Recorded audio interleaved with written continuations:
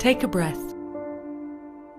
Half of the oxygen on Earth comes from the trees, the other half from the ocean. It is necessary to the survival of all life on our planet. But today, the ocean is losing oxygen, and we should be worried.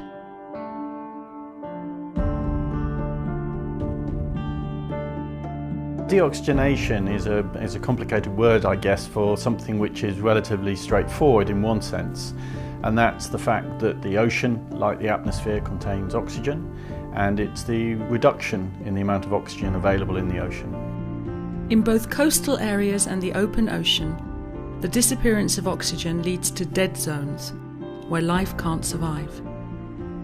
This phenomenon is the consequence of various human activities, and also climate change.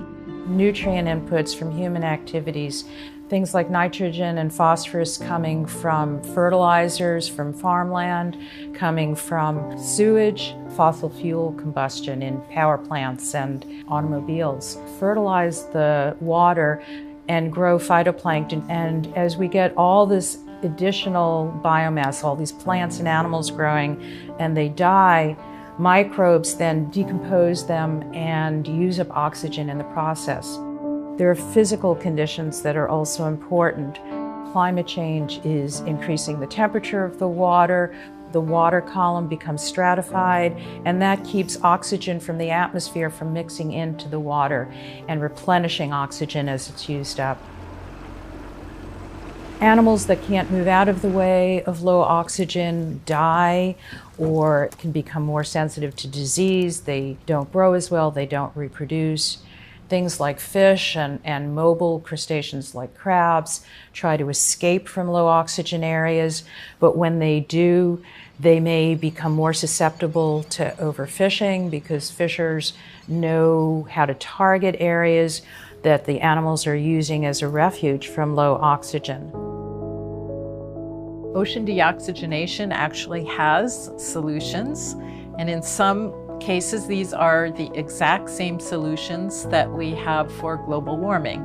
The most important would be to reduce our greenhouse gas emissions. Another important thing we can do is reduce our nutrient inputs to the ocean from land. We know that we can improve farming practices. We have the technology to improve sewage treatment and prevent nutrients and raw sewage from entering water bodies. And we have the technology to reduce nitrogen coming in from the atmosphere. Deoxygenation, I think, was really totally overlooked the past 10 years. A lot of other stresses were highlighted. And so we have to really act on at all levels. The Global Ocean Oxygen Network IUCN Expert Working Group consists of 22 experts from all around the world. Those are really the best scientists working on deoxygenation right now. They are addressing different issues, for example, data access, improving models, but also raising awareness. I think the next decade will be the decade of ocean deoxygenation.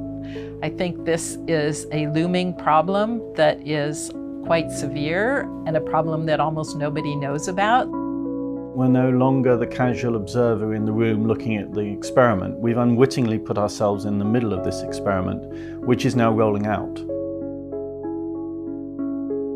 In the recent report, we're really trying to give people a bit of a sense of how serious is this problem.